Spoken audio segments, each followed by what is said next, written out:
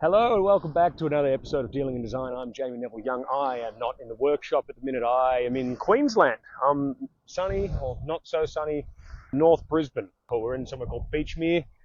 We went up to a place called Carramundi yesterday and to Coolum, and I played basketball with my nephew, and I think I may have broken my toe, so I'm really struggling to walk. The joys. Yes, this week though, we have a very exciting guest. Not someone from the world of furniture, interiors, although some very astute observations. The funny man, very, very funny man. I saw this fella when he supported Shane Gillis in Melbourne, when he supported Mark Norman, and then on his recent tour back, when he came back to Australia in Melbourne. He's currently living in Austin.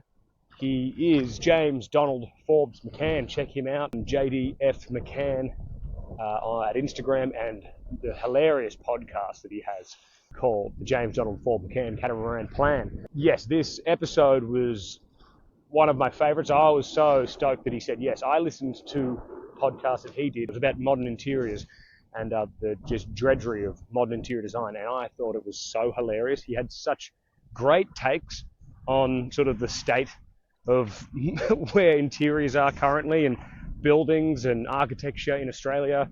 A passionate, funny man. We had some technical difficulty, mainly at my end. I don't know what was going on with my internet, but we were unable to have a smooth conversation. It kept falling out. What we do have is an amazing, great episode. I was so worried the cutting out was going to make it a bit chip-choppy.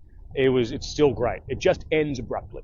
We started talking about Soviet buildings and how they wanted to make buildings ugly and depressing so people would go out and spend money. And it sort of cuts off, which was a great point of the conversation we're getting to. But we were pretty much done. We were going very soon, but we couldn't reconnect, and James had to run off to a dinner. So I can't thank him enough for his time. God damn, it was fun. He really is one of my favorite comedians. I think he's going to keep going from strength to strength because he's a funny, intelligent, insightful man. God, it was great. Please enjoy this episode of Dealing in Design with the one and only James Donald Forbes McCann. Catamaran ho! James Donald Forbes McCann. How's that? Here he is. So good. Hello. How are you, matey? Thanks so much for joining us. Or me, or you. It's a pleasure. It's a pleasure to be. Now that you're doing the video record, I should find a more aesthetic angle of the home, but I don't have one. It's pretty lame to think of interiors, then just be sitting in like shit houses. It's pretty funny though. Man, well, I mean, I can see you're in Melbourne. Is this correct? Yes, correct. Yeah, because you've got very much the Brunswick chic thing going on. I feel like we actually live in Hampton, but I try to, which is, do you know Hampton in Melbourne or not? No, Hampton. You wouldn't like. It's near Brighton. You wouldn't like that. Oh, lovely. No, I love. Hold on, Hampton, Melbourne. I used to sell energy efficient light bulbs in Melbourne, so sometimes I can guess where a thing is. I don't know its name. Is that like a government program when they roll around on you? Is it a government thing or not? Man, it was a sketchy guy who never actually paid me, and long story. Can't find HAMP Hampton, Victoria. Yes. Oh yeah, look, yeah, lovely. Yeah, but it is. You're right. There is sort tremendous. of some sort of Brunswicky aesthetic for sure. You're definitely not wrong. Why not? I mean, it's in Adelaide. We would say Mile End in Adelaide. Oh, really? But it's man. I could bang through an apple. Scandi dining table. I can already see in the back. That's very big. Again, it's Australian, but yes, it looks like a Scandi dining It's table. definitely Scandi influence, minimalism, and then like nice Persian rug, and which I can't see, but what's that kind of couch? What's the leather couch with the studs in it? You know what I'm saying? Oh, like they're not the wing backed. No, or you talking about those leather ones that have the folds in it? The Chesterfield? The Chesterfield. Chesterfield. I remember I had my Chesterfield couch. I was so happy. Not a real Chesterfield couch, obviously. And just like crying out for niceness. It's really. I always felt something. Man, I miss personal about a Chesterfield. There's something about they're cold when it's cold and they're sticky when it's hot. Yeah. It's sort of genuinely the single everyone who has people come and stay on their couch owns one. Like Yeah. among a class of person who have people coming to stay, it's a very, very popular couch, and yet it is a simply terrible couch to crash on overnight. Yeah, Many a they're comedy festival I've spent on a couch like that. yeah, they're definitely on the realm of sort of a certain look rather than a certain feel. They're closer to a design than they are a function or something, I'd say. Well, at the moment, I got this from a lovely, where was he from? I'm in Austin. This is Yeah. my house looks as bad as it's ever looked because we moved to America, so all of our stuff is in storage, and then we didn't have a lot of money, so we had to put it together lightning fast. And then also we've got 3 kids, so anything, Yeah, that's everything an has to be impossible childproof. task. Did you Oh no, were we're so just you let sorry, go on, mate. no, it's just we've given over to living in an ugly house for the time being. Yeah, I imagine you just give in though, especially with kids. You're like, why would you buy something that's expensive and it's just going to get crayons on it or something? You know? Oh, I mean, I bought every time I go to IKEA and I get like the one up, you know, like I'm not getting the Billy bookcase this time. I'm getting the Hemnitz. I deserve a Hemnitz. It just gets trashed immediately. So it is about, I mean, there is a way to do it. There is a way to design a house where you don't have children in every room all the time. Right? Yeah, And I think but that's that's good. like having a dog and not Uh, letting it in place. It's like we have a dog, and Belinda's like, "Don't put it on the couch. Don't let it in the bedroom." I just can't it's stop it. too hard. I don't know how to No, I stop it. understand. I don't know how to even try to Hopefully, stop it. when some of the children are older, they will police the other children and say, do not do that to the couch. But for the time being, we struggle Yeah, through. I am or happy some with this sort of rug. pyramid. Oh, I don't know let's if see you the can see rug. this rug. It's just Oh, like a nice.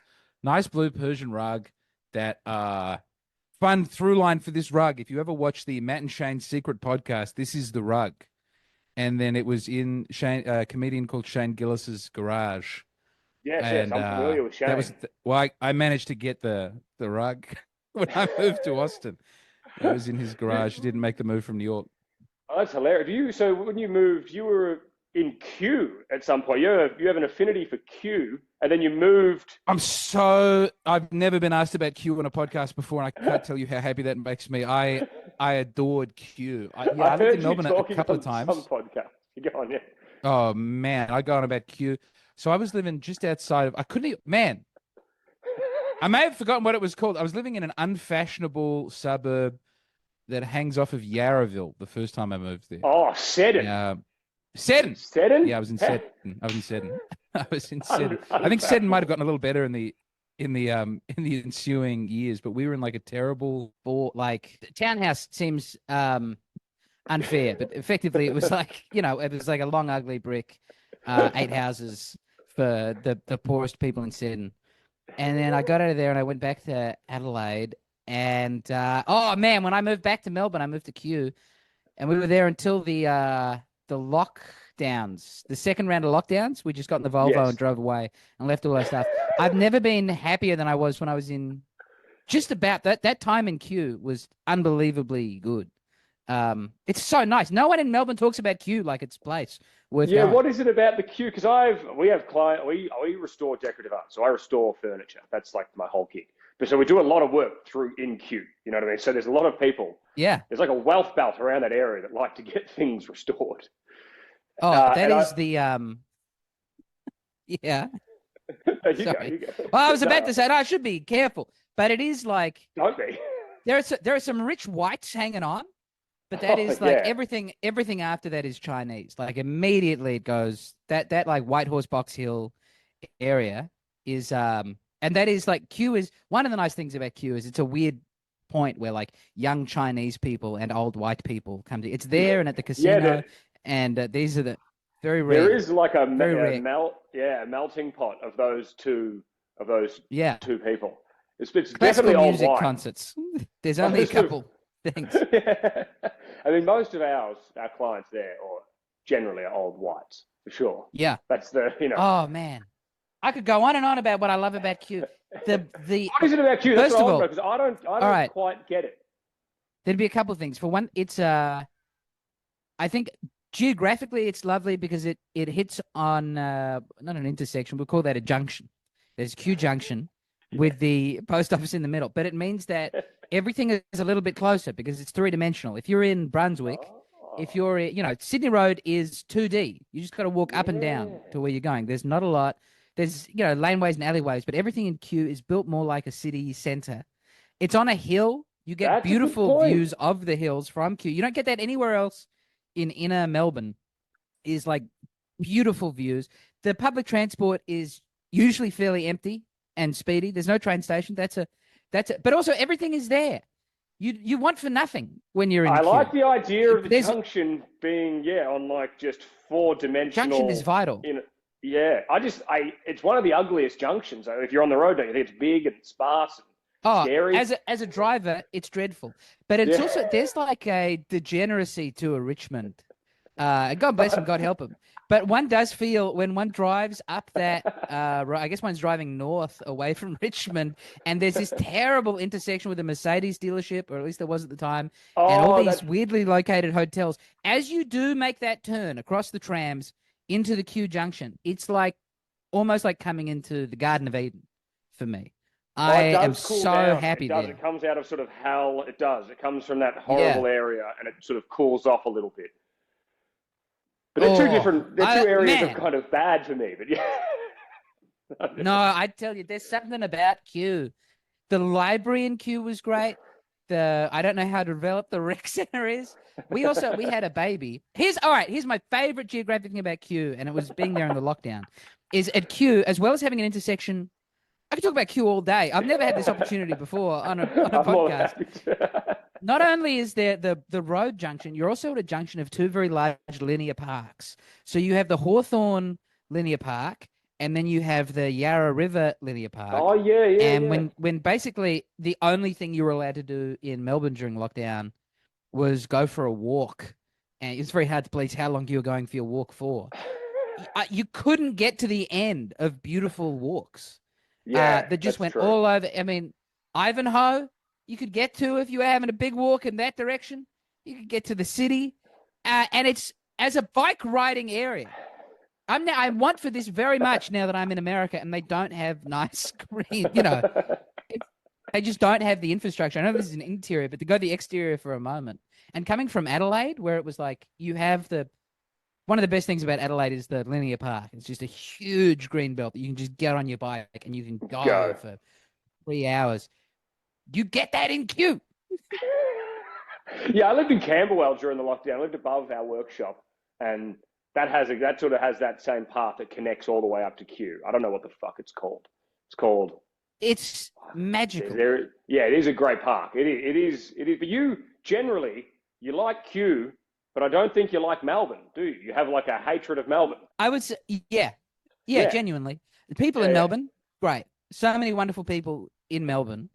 As a city, there are so many terrible. Man, sorry. You're back on Kew? There are so many. No. It's like Melbourne is very much a tale of two cities, where like you have core Melbourne, and that is connected to like public transport Melbourne, which connects out in a whole bunch of directions and just sort of on public transport. And then in between that, and in a broader sense, you have driving Melbourne, and the two almost never interact. And this is like, I think this is a weird dissonance in Melbourne where whatever that like Fitzroy hipster thing is, it doesn't connect with suburban reality ever. And so too with suburban reality. So like within the comedy scene of Melbourne, there are like hipster comedy, there's like alt rooms, and there's rooms you can make money. And people don't go from one to the other. And I think this is bad from the art, because then people are like very, very clubby or very, very alty. And it's like, well, mix it up. You really want to be both. Like it's nice to do your art, and it's also nice to have money. Like why? They don't Sydney have to be exclusive. No. Sydney goes like, all our best bits are in the east. That's also the nice artsy bit. And that's where you can make the money. So it's like, you better get there or you're in trouble. You want to get as close to the water as you can. If you're in that's Sydney, I feel that like there's a discontent. There's a fractured discontent in the heart of Melbourne. I just wanted to share that. No, I Um, agree. I like it. I love hearing about it because when you're in an area, you just go, yeah, yeah, yeah, whatever. But it's fun when you think people. It's just such an arrogant. It's such like a cold arrogance in Melbourne. Like you think people that come from boy. other cities, you're like they're gonna love it, and then it's so great when people are like, I fucking hate it.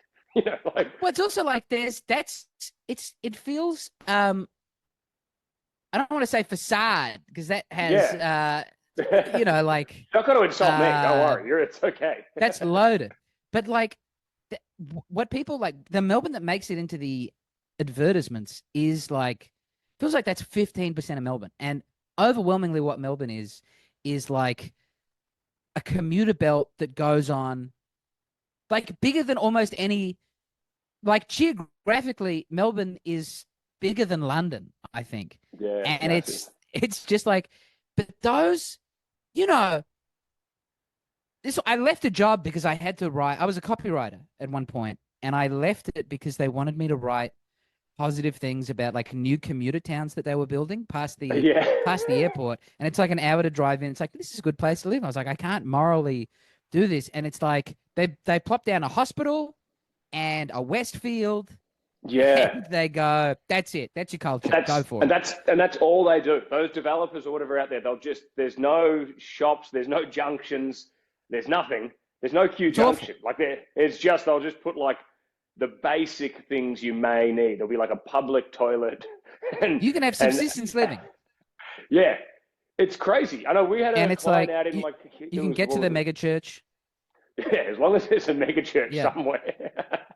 There was a place called like Hidden Valley I went to for a client once, and it was exactly that. It was just this sort of town just north of the city, an hour and a half away, and it's just a row of the exact same houses. It looks so Oh, dystopian. But Melbourne's it got that, kills like me. you say, it's got that sort of as it leaches out, it just sort of it leaches, but it just sort of as it goes It out. does leach. Yeah, it Yeah. like bleeds out. I want to say something positive though, because I one of my favorite places, one of my favorite non-Q places in the world is in Melbourne as well. And that's that whole like Dandenong Ranges, Olinda, Sassafras Yeah, region. that is That's the nice. That most is very nice. beautiful, maybe the most beautiful part of the country. When I went on a drive up there, my first time driving up there, and it's all dark because the trees are too big, and you're just immediately in shadow Yeah, and you're like like dense engulfed in forest. shadow. Yeah. It's so good. Yeah, yeah. Uh, It's a big thing in winter up here. Everyone goes and does like Christmas in yeah, July up there and stuff. But it's beautiful. I'm not like anti-Melbourne. I want to be strongly that I'm not, but I wanted to also I drag had a it lot out. of man. I had so many bad times there. I had like a vast number of bad times. I got into fights with people in the comedy scene. Not fist fights, but just I was a teenager and I was unpleasant, and like relationships and all this, and then like the lockdowns were so bad. Like whenever Oppressive. to have cracked the worst ones in the world, I think it goes like China, then Melbourne, It's is crazy. really something that deserves some soul searching at some point. I'm sorry, I won't. No, it does. It really does. Ah, And like you say, it says very something about nice the to get city. this off the chest. Yeah, I mean, I don't want to just. It sounds very being a super Melbourne Australian content, so I feel bad for you because you're doing big things and doing lots of stuff. But it must be kind of Ah, fun to please. reconnect. The joy to just talk about Melbourne. I mean, the best thing is the football. Honestly, the football is terrific. The fact that it has so much football and that everybody is into the football Yeah, that's one is of the only sort of cultural. I mean, we have arts as well. My partner's in musical theatre, so that has that. mm, But everyone is just footy, and that's kind of what drives the city. Is just all these big stadiums where we all go to the football. yeah. Bring back the suburban ground. Decentralize Oh, Melbourne. oh yeah. That would be great. That's why I'm a Geelong fan. Love somewhere that goes rural. It's Oh, fantastic. One of are the you only from Geelong rural. originally? No, no, but I love How did Geelong. did your family get you in? What happened? Yeah. Well, I feel like AFL supportership is through the father's bloodline. Am I right? Is that how you? Is that, Yeah. I feel like it's Yeah, a of because course. I had stepbrothers, so we had a different dad, and they all go for Melbourne, and my dad went for Geelong, so we just sort of Yeah. split down the bloodline of the father. But yeah, That's got my to be a grandpa patrilineal. were. Yeah, it's good. That's the word I'm looking for. Yeah. But it's my grandfather he worked in Geelong. He worked at like the Ford refinery or something, and then became a Oh, Geelong fan. nice. Yeah. Nice. Yeah, Real. Yeah.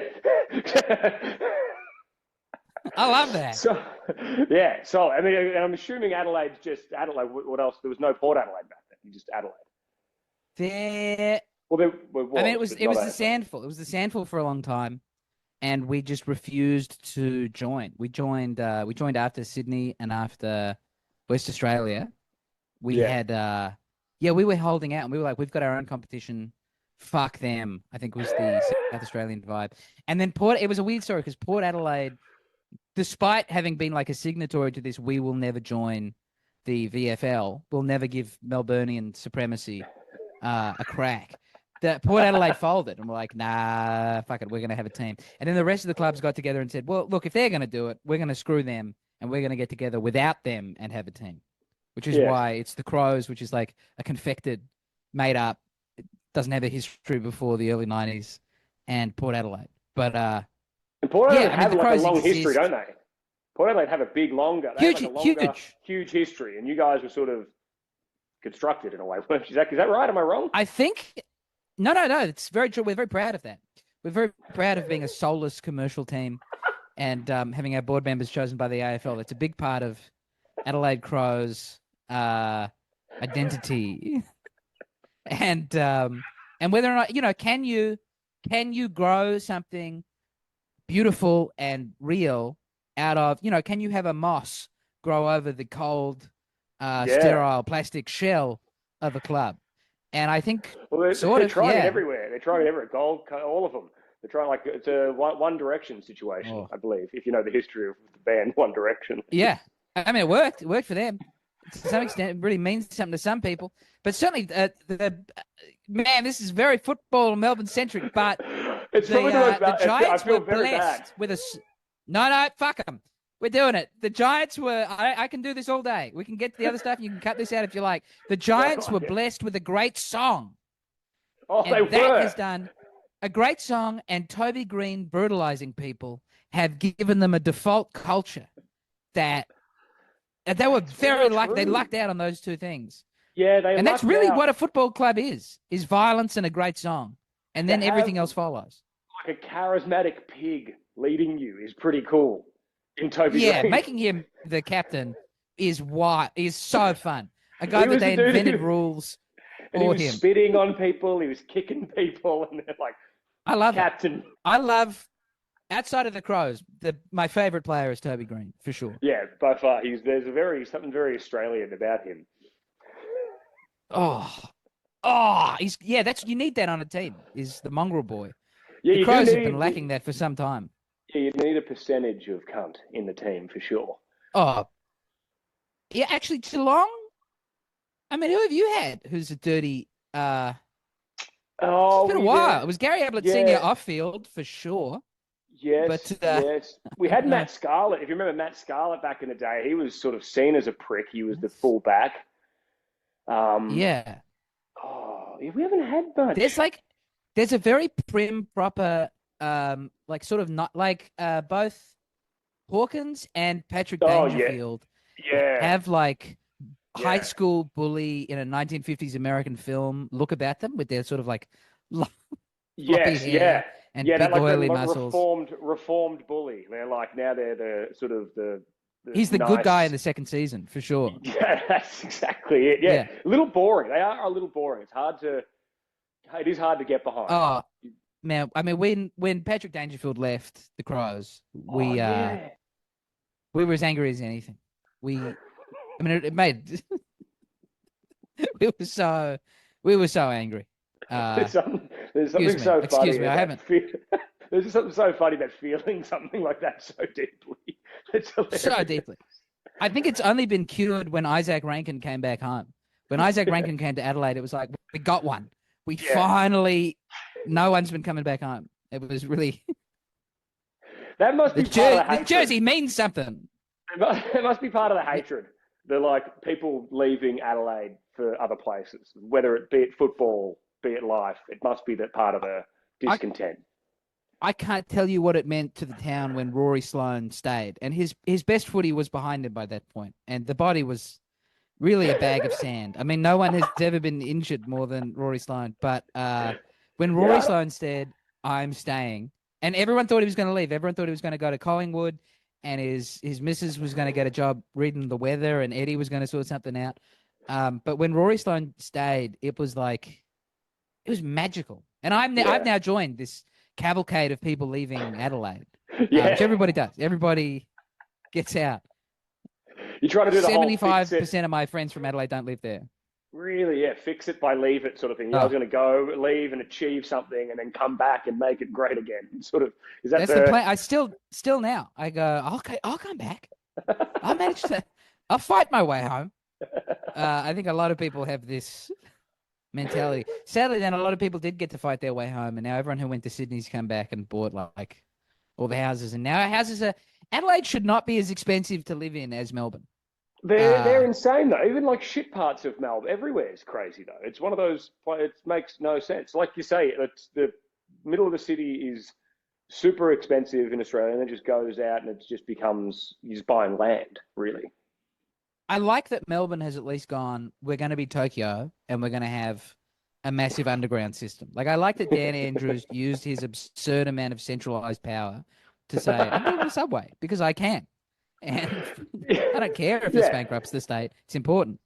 Yeah, bankrupt the state and then just lock everyone down and then just build, like, it's a good trade-off though. It's like, but we're going to have a good underground system. It's a beautiful trade-off. That's what it takes to get a subway built. I mean... It's smart. And I like that Melbourne is increasingly decentralized. When I was there in like 2011, it was like people would go to town. That was like a big thing. They wouldn't say go to the town, but they'd go to the city and there were things happening in the city. And it feels like post-COVID, it's much more locally oriented. I don't know if that's insane, but that was my take. You're right. Well, I feel bad because it feels like this is the most Melbourne, like, do a Melbourne podcast guy talks about Melbourne. Like, it's not that cool. It's like a stereotype. It's great for me. I can't tell you how there are so many things that I see in America that it's great. It's genuinely a great country. It's a rich country. The guns are not as big a problem. I mean, I say that there was a mass shooting this morning, but at a school, I think, I'm going to do shows. In Austin? No, in Georgia, but I'm going to do shows there this weekend. So it's like, all right, we'll cut the mass shooting joke out of the set. But so things like public transport in Australia are fantastic. Yeah, if you know, as in the difference in America, it's just no good. There's just none. Really? There's like buses everyone's too afraid to get on. I remember when we went to LA. That's it. Yeah, we did LA, and I've done New York, but LA, we went to get somewhere from one place to another. I was like, this is fucking insane. Like, it's just you're standing on the side of the road for like 45 minutes. You don't know what's happening, and you just start to lose your mind.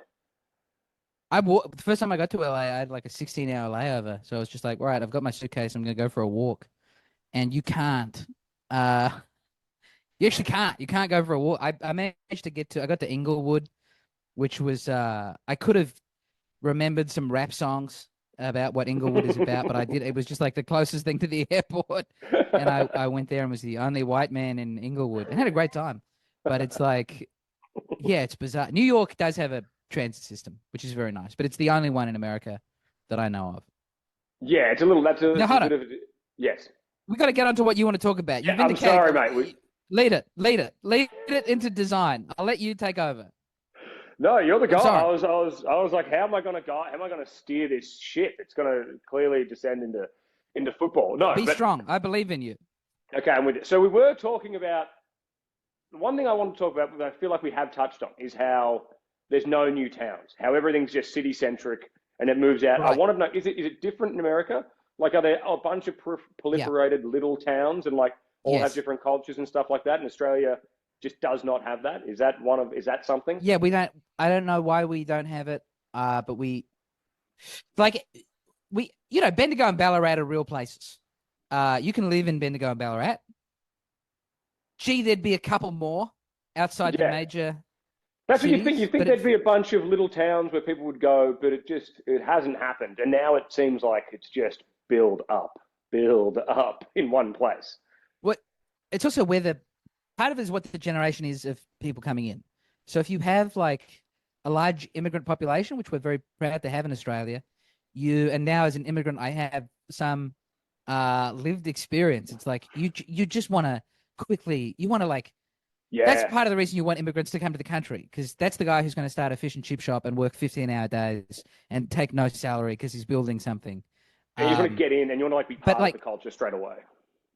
You want to be, yeah, and you basically have to do it either on your own back or through the immigrant networks, whereas Australia was built around like just cities that were steadily getting larger, and the point of them was to have like, like you were probably a unionist. You were probably a union worker, either shearing at one point or later on in a factory. And, it was like you could get to everything. Nothing was too far flung. This, I would say for that post-war consensus. And you had a big lawn, and the baby boomers could grow up on a big nice lawn, affordable. Yeah, big, beautiful lawn, just dads working. And you've got like local footy on the weekends.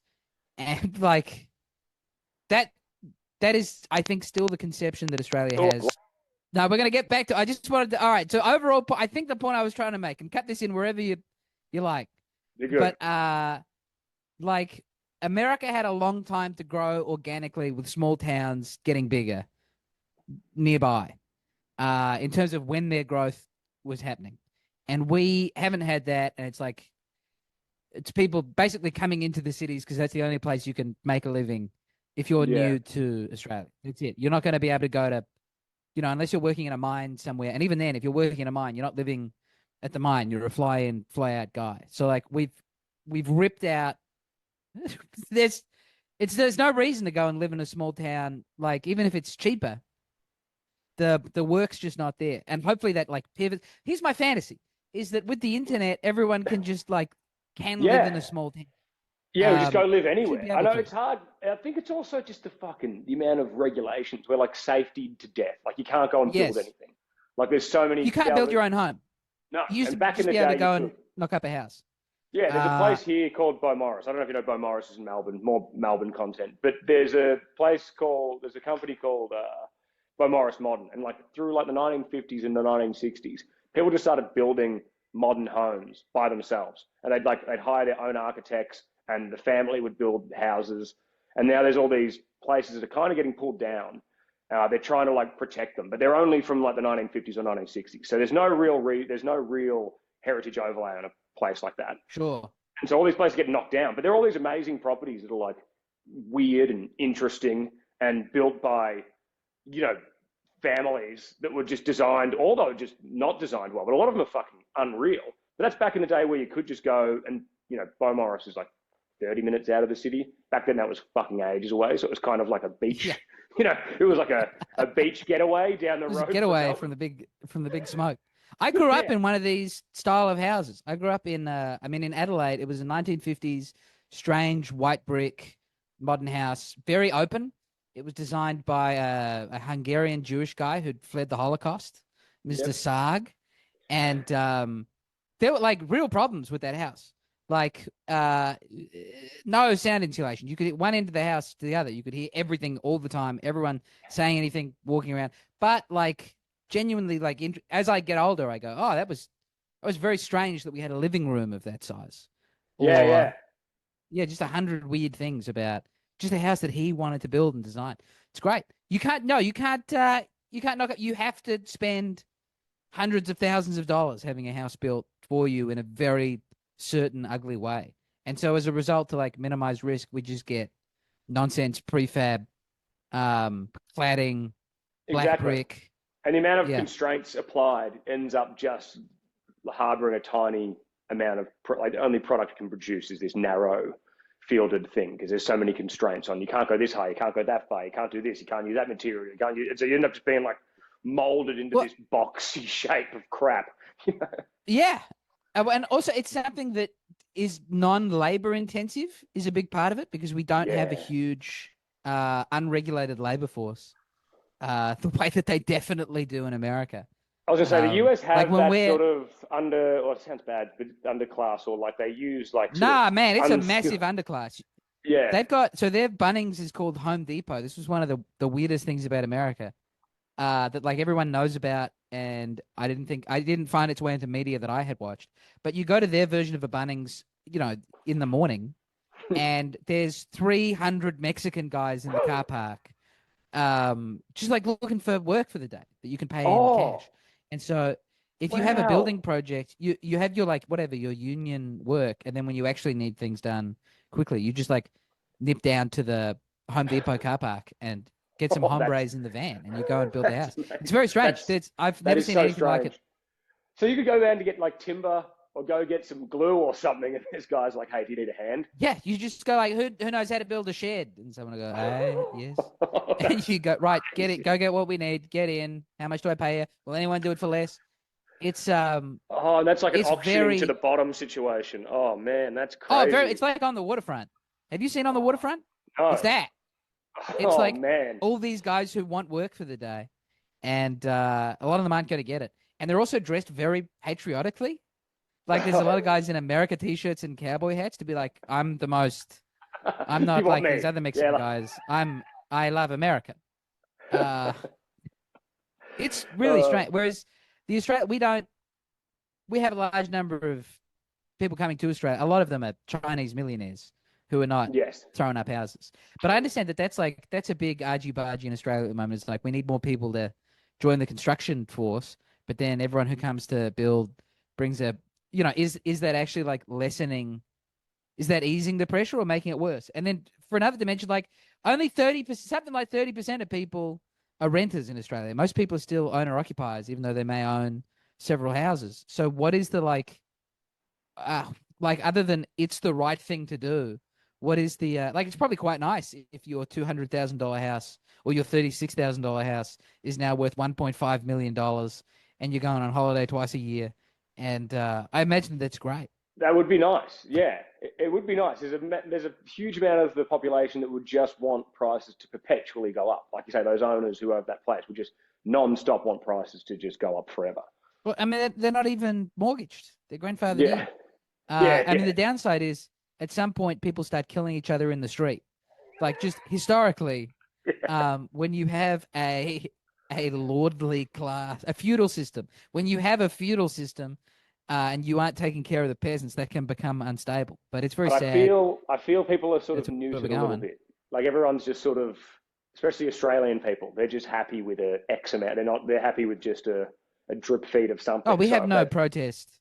yeah. Uh, So if they've got like they can but it's order like, food and they can play a game and they can sit down and like they won't revolt in any way like that. They'll just live in a yeah, smaller, but it's shittier not even, place. you can't, I understand. If you want to go like, you can't, we don't want people to revolt. That's fine. But then it's also, you can't, that I found incredibly frustrating is that there's all this, like Adelaide specifically is built like a sausage. So it goes very high up and very low down. And then there's this huge, the Adelaide Hills, where it's vast, expansive. You can get relatively affordable land within, not that far of the city. And it's like, in a bygone era, we could just start a shanty town here. Yeah, totally. We could Yeah, and that would be nicer than renting. It would be less safe. It would be less clean, but we could have our children running around in a field and live in a caravan. But yeah. I But think when you're they'll shut you down. optimizing, when the whole idea is optimizing for safety, it's just impossible to do anything. When that's all they do. It's like optimize that building codes have to be this, you can't do that, this material has to be Yeah, used, that has to be used. And when it's all like tied up in just pure safety, you don't get anything interesting or beautiful. You just get right. safe garbage.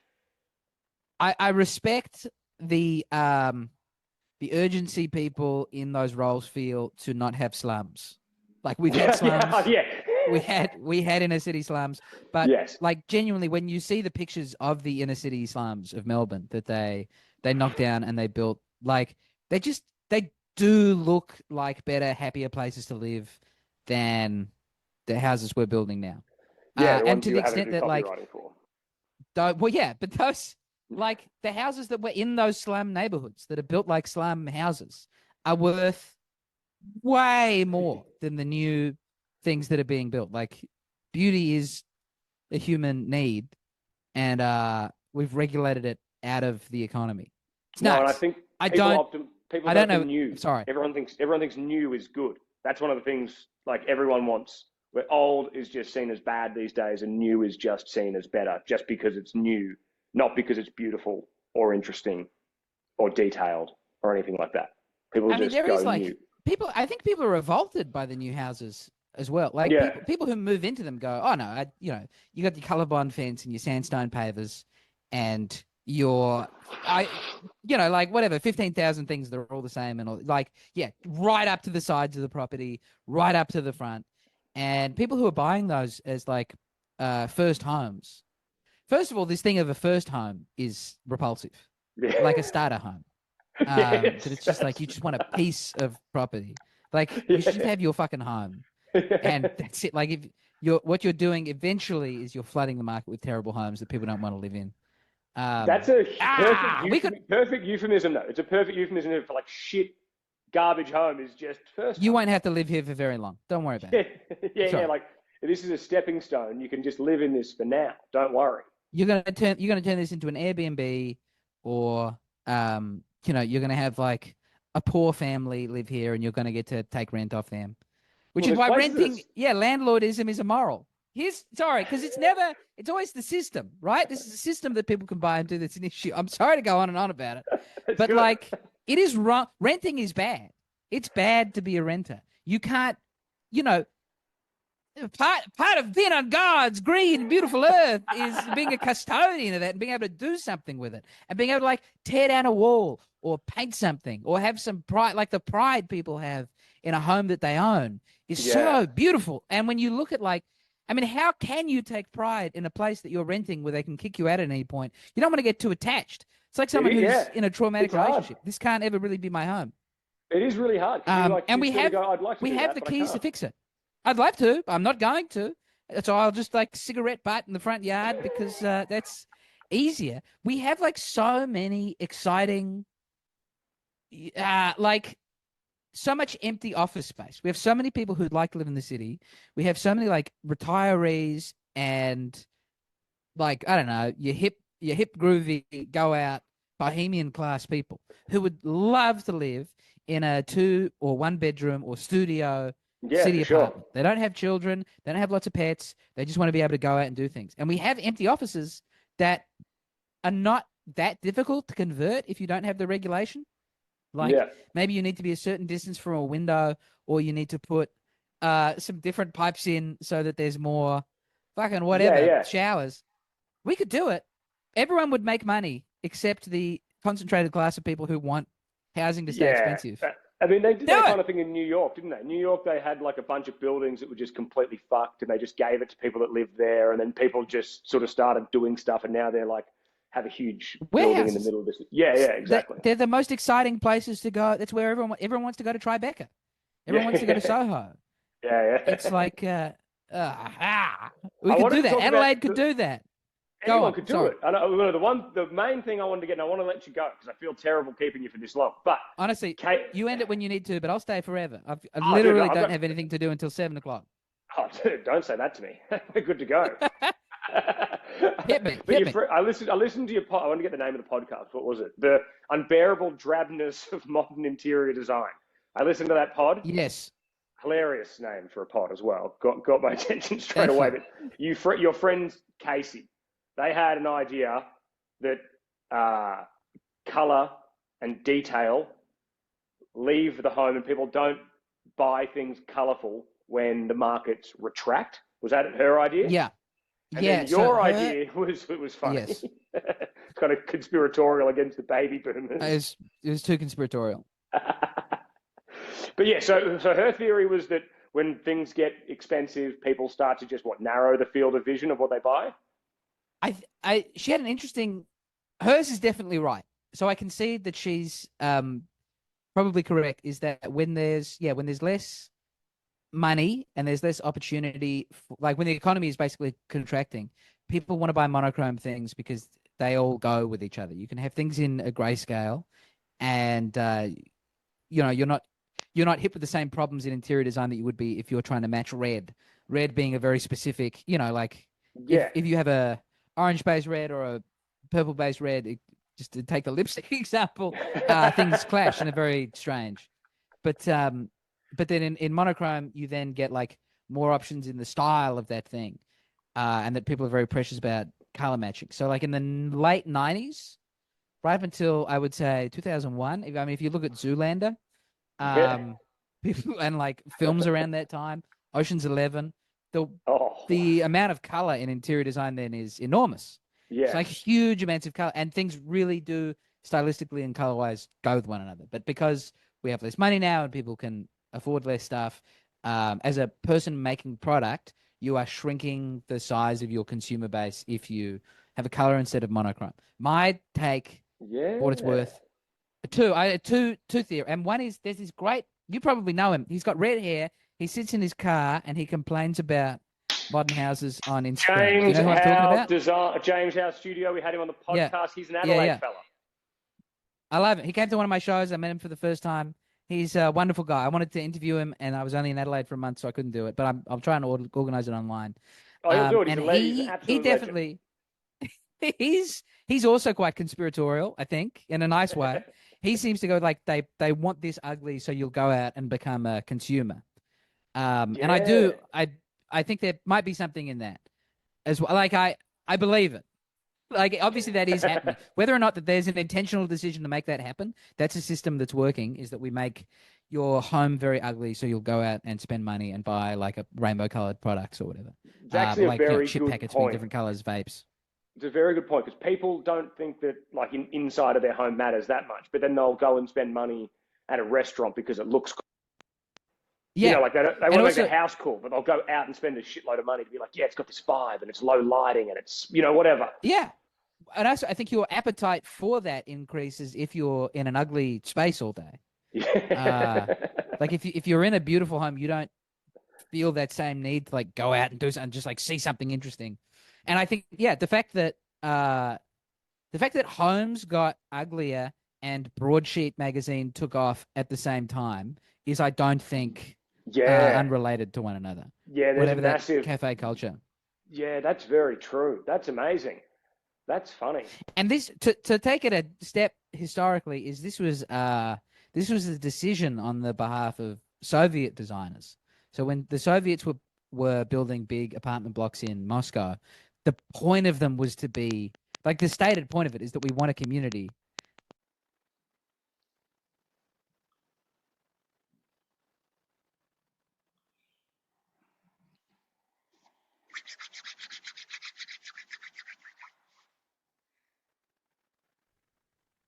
Hello. What's that?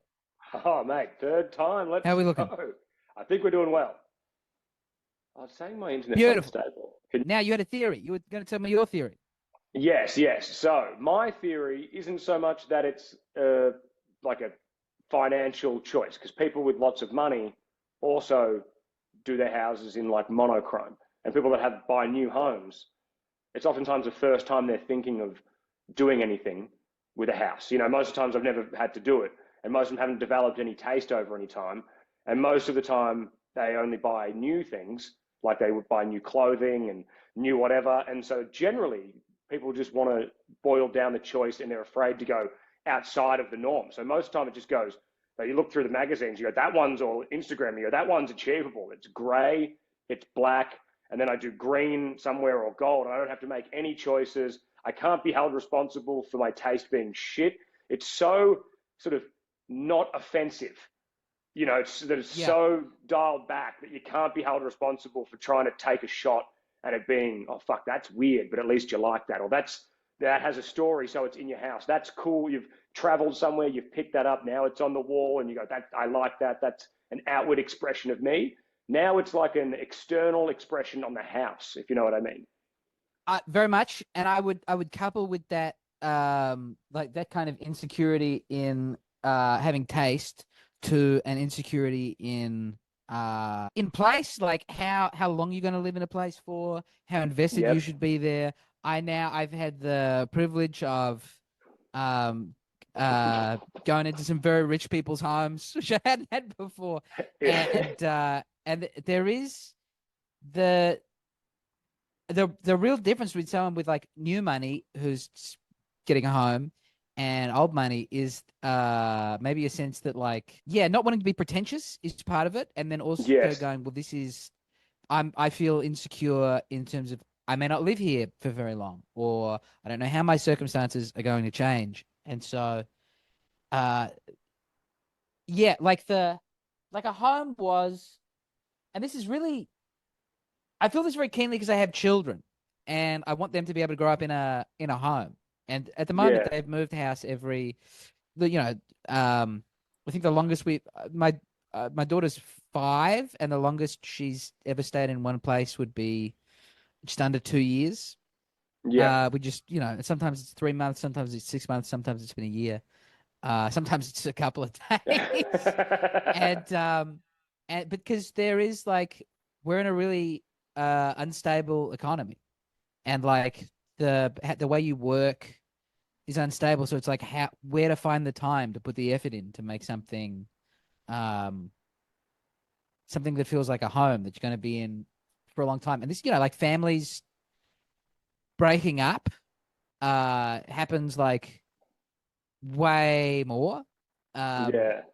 a landlord moving you on to live in a new place, having to have a new job. Like, I think there was a time where you just worked, wherever it is that you worked, and you were the groundskeeper there for 30 years, and there was some sense that And yeah, you and there are lived in that countries place, that and do you a better always job want of to live that.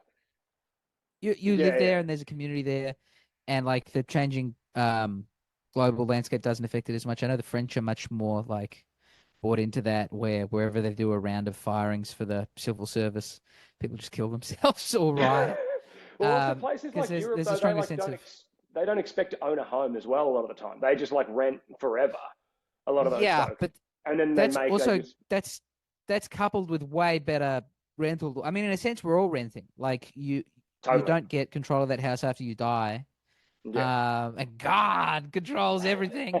But I would say, and I believe, but there is some like if I believe. if you're allowed to have I do believe if you have a 5-year lease or something, do you know what I'm saying? Like a very long lease, and then controls on rent after that point, and what you do with it is more up to you, then you share in the fruits of ownership um, more solidly. And that really has been driven home in America by the fact that, like, in Australia, rental inspections are a big thing.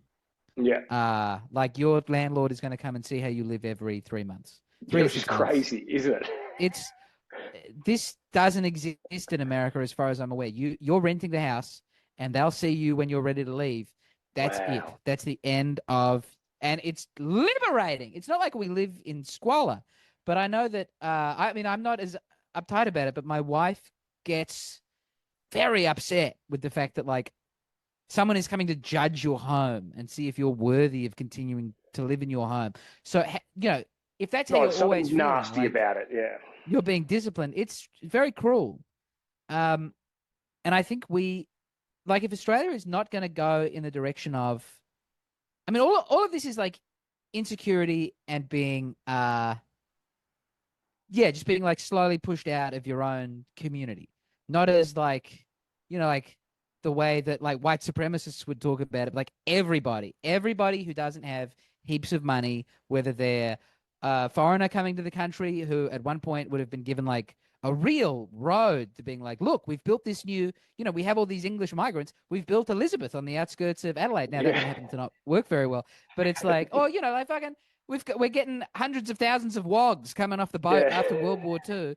There'll be places for them to go and beautiful homes, and they can water their concrete. Like, whether you're coming here or born here, you can feel like you're buying into the society. And this is like everyone who doesn't have the money to own a home, which is like huge numbers of people. And even if they do have the money to own a home, what you're actually getting for that is way shittier and worse than it used to be. It's just Yeah, the like barrier for entry a is just so general. high, and it's still shit half the time. It's still shit, and everything just feels unstable. So it's like, how do you? Uh, I don't want. I could ramble on this forever. But if I I'm look at my happy with the ramble. friends, if I look at my if I look at my friends, like a reaction, like to either having very unstable lives or like an incredible conservatism that's born out of having had an unstable childhood where people's Yes, you, that's exactly do you know it. what I mean? Do you know what I mean? Yes, that's the one I feel deeply. And I feel people around me, that conservatism of that kind of thing, because everyone they feel like they're sort of liberal and open-minded and whatever. But then when it comes to this sort of thing, they're very like constrained and tight and scared. yeah, well, and the extent to which millennials are, I mean, the fact that you're doing this podcast and that you feel this way, and that like, especially in Melbourne, but I would say obviously there's like, whatever, like hipsters who have been in share houses for a long time, or like I've just been to a lot of these homes where Yeah, people's yeah, possessions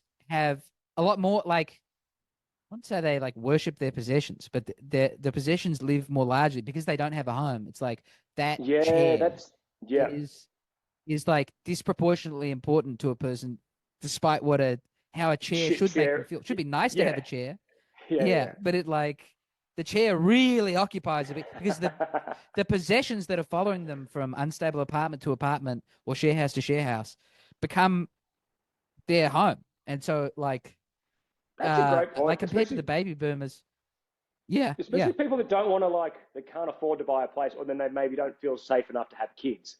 So then they just surround themselves by items and go, "I love this thing.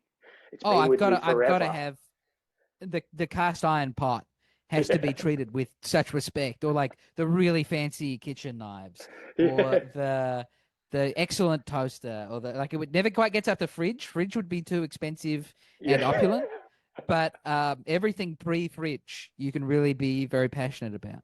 I mean, Well, my favorite one is yeah. Sorry, no, you go. You keep going. You're good. I was gonna say my dear friend, my oldest friend in Adelaide has a Serif television, which is it's the most beautiful television. I don't know if you know the Serif television. I I was think going to it's a say I don't even Samsung know that TV. television. They Really? brought it out a few years ago. If you look up the Serif TV, Serif, SER. it's like yeah, like the font. Yeah. Oh, yeah. And it's like I guess it's like hard plastic, and it curves out and curves in, Oh, and yeah, it's like the only yeah. interesting TV. But the passion, and when you go into his home, it's like, oh man, the TV, it feels so nice to, That's even when so it's funny. off, to go like, fuck yeah, the TV. And it's this I would extend to this with like works of art as well. Like I started an art auction a couple of years ago, and if I get to move back to Adelaide, I'll keep doing it. But we would just like get like that I think the art the generation immediately before mine, and maybe my generation, when people were doing art shows, it was a lot more like installation pieces and aiming to get into galleries and things that were unpleasant and in your face, and the extent to Yeah. which like portraits and landscapes and still lifes and think like pop arty things that are of a manageable size that you could have on your wall, that there are just so many people doing interesting versions of that at the moment, and there's a market that's exploded for it, because it's like, if you can't own a home and you are just desperate to have nice things around you, what you want, the least you can do is to Yeah. go, oh, there's this guy who for $400 I bought a nice painting that I get to have in my house, and I can see Yeah, you've man. got framing behind you as well, like to That's have something exactly. framed nicely. Yeah, I think that's exactly the situation. A lot of those people are like friends, and you just go and buy something at one of those their gigs, and you're just like, I have a piece of this guy's art. It's like exactly four, five Yeah, hundred dollars, and it's exactly that. and it's also it's nice to believe in their, like, you become an owner of their work. Yeah, I started to dig into, it's so different from being a musician or a comedian is being an artist, because when people buy you, not only have they like, when they buy you, when they've like had your Yeah, product, yeah, they continue to have like a financial stake in your future yeah. It's like forever. you. They become Yeah, it's your very buyer. true. Yeah, and because they own, it's weird because it's like they own a part of something you've done. Like going to a comedy show, they go and they obviously would have like their investment in your career, but it's not like they don't bring something home. They have a good time and they come back. Oh man, I mean, if you also, if you blow up and become successful, like with a band, I think of people get angry when the band they love becomes too successful and starts changing what they do. But like, yeah, it's like, it's a much more sort of Americanized, like, we want you to win once we own a piece of your work in the art scene. Yeah, I've found that that's one of the things I want to chat to as well with the moving to America and just the difference in attitude. Like we've interviewed a bunch of American people and you're like, fuck, these people are so much more like energetic. They're so much more like, yeah. they want you to win. They want to win. They're open about the goal, about being like, yeah, we want to do this. I want to do that. And they want the best for you in Australia. You have that conversation. It's like you're a fucking weirdo. Oh, very much. I don't. Yes, I remember seeing I don't know, like in Dave Chappelle's latest special, he calls himself like the greatest of all time, and he does this. Dave Chappelle does this all the time, where he goes like, I'm the greatest comedian alive," and in fairness, he probably is. Like Dave Chappelle gets to see all of Dave Chappelle's shows, and what he's done is incredible, and the success is unparalleled, and the money and the people who want to go and see it, and the audience, blah blah blah.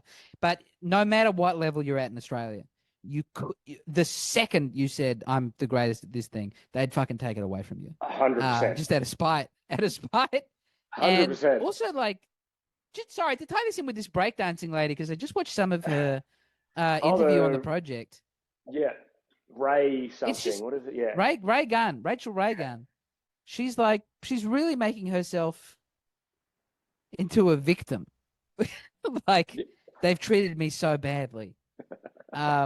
Which I don't like. I think what was nice about sort of the old Australian mentality of don't you get too big for your boots was also don't feel sorry for yourself.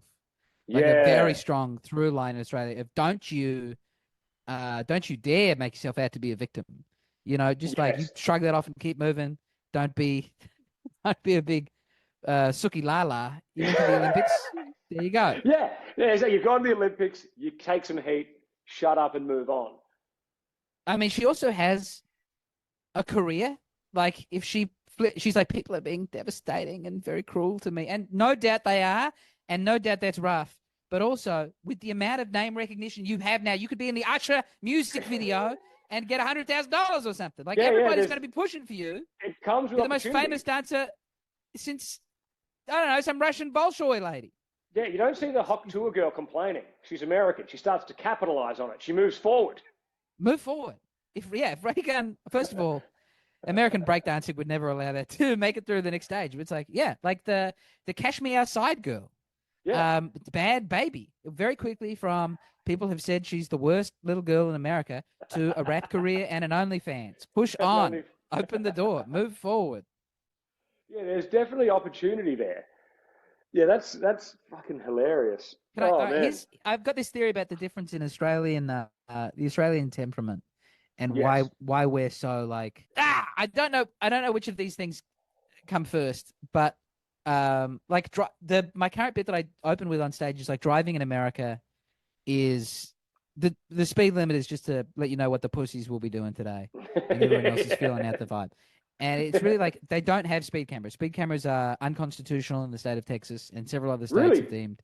Yeah, so it's like if a cop doesn't see you and clock you, it's like beyond the actual you get to drive fast. The feeling in one's heart in Australia is perpetually, I probably have a ticket and I don't know about it yet, and I'm about to find out that I have a ticket, which is so it's so panopticon-y. It's so fucking bad. Like, just the thought, even if we can just like install something in the car that if you get a ticket, you know about it. But this living with the pressure of maybe there's going to be a ticket and maybe you won't be able to afford it, and a constant threat that it might go wrong is so bad for the soul. And the Americans just go, we're not going to do that. Now, the counterpoint, well, now their road fatalities are double ours. So it is worth saying that I've looked that up, and per capita it is double. But then you go like, in terms of the actual number of deaths that are ending up on deaths on the road, I mean, the UK is, I think, a step further than Australia, and their road fatalities are half of Australia's, and we don't think of ourselves as being particularly wild and crazy. But it's like we never incorporate this. There's no political movement for this, but like as technology increases and we can police people more, the level of dis-ease at being surveilled increases. And because we have no like archaic Bill of Rights or anything in Australia to counterbalance that. It just keeps piling up more and more and more until you're being recorded everywhere. just being recorded everywhere and being able to have an infraction for anything. And there's so many. So then my question beyond that was like, why do we have that in Australia, and why don't they do that in America? And is it just because they don't want it and they've said no? And I don't think that is the case. I think it's that they have a global empire and they're actually not able financially to find the money to police people correctly. Like the best parts of America in that sense, it feels like a third world country where they probably love to have a stronger surveillance state and more cops. And like, this is not outside of the Washington, D.C. orthodoxy of what they'd like to enforce on their people and bring road fatalities down. But they can't because they've got to pay for a nuclear arsenal and a war in Ukraine. Yeah, and is it like the scale of the country, the amount of the population's fucking huge, and the amount of external conflicts they're involved in, and it's like, how would they possibly like make all those ends join? And also they're armed. Like the populace there's a limit to what you can probably hope to do as like COVID was the most obvious example, but in terms of like the ability of the government to exert its will over the populace is clearly not as strong here. And also our desire to be governed is huge. We, as Aussies, we want. It's so weird because we have that sort of where like the crocodile hunting, larrikin, don't care, whatever, like that stereotype, and we just love standing in line and following rules. Just tell us what to do. What am I meant to be doing? Yeah, true. And maybe part of that is that there's like so much more land here and opportunity. Yeah. But also that there's like America to me feels like there's some bureaucratic class that just doesn't exist here. And I know they are out there, but they're just like they're weaker and they're quiet and they're over there. But in Australia there is and this is really look, to bring it back home to Melbourne. This is my genuine Melbourne complaint is it always feels, and maybe this is insane, but I feel like I'm being watched and judged by people all the time in a way that is not the case in Sydney or Adelaide or Brisbane or like whatever to that extent. There is like something about Fed Square that feels authoritarian. There's something about it's a little cold, soulless, a little cold. Maybe the art scene. That like there's people are really judging each other's show because there's so little money. The only thing you have is reputation, and so that's like paid more attention to. But then even the way that's infiltrated football in a very obvious way this year is devastating. Like no one knows how to officiate it. No one knows how to officiate football. Like that's a good point. Like the umpiring has gone nuts. People are on the field confused as to what the rules are, and like because they're trying to. It's safety-ism again, right? It's a game in which there was a lot of head trauma, and they're trying to keep what's important about the game and get rid of the head trauma. And the only way to do that is to have a lot of rules that are impossible to enforce. And the result is something that's just like way less satisfying to watch. There's just like a point of diminishing returns for all these things, isn't there? It's like if you just go safety in football, there's basically no football.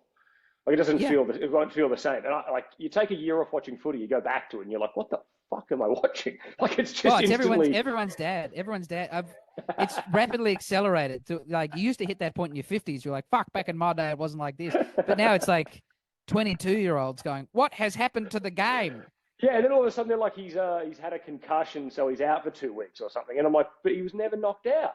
And they're like, yeah, you got a bell rung, and now he's not playing. And you just also maybe it's like his first concussion. There's so many, and to take it to another, women's footy is a hard thing to touch. Like so much money has gone into women's footy. Sure. And I know that a lot of like government money has come in as a result. But it's like, get it.